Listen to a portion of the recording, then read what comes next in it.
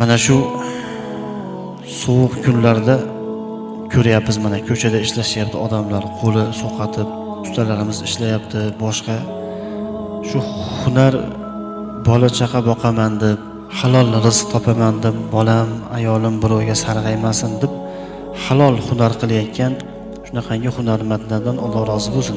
Ajr mukofotlarni Xudo va'da qilgan bu insonlar. Halol mehnat qilib ko'chada sovqatib, mana erkaklarimiz, oila boshliqlarimiz Xudo rozi bo'lsin hammadan. Ko'chada sovqatib, qo'li sovqatib, terlab, qiynalib, halol mehnat qilib uyga kelib qulagan banda uyqusi ibodat bo'ladilar alayhisolatu vasallam. Payg'ambarimiz aytadilar, uyqusi ibodat bo'ladi. Va har bitta olayotgan nafasda tasbih, istig'for bo'ladi. Halol mehnatdan charchab, uxlab uyg'ongan bandani gunohlari kechirilgan holatda uyg'onadi degan.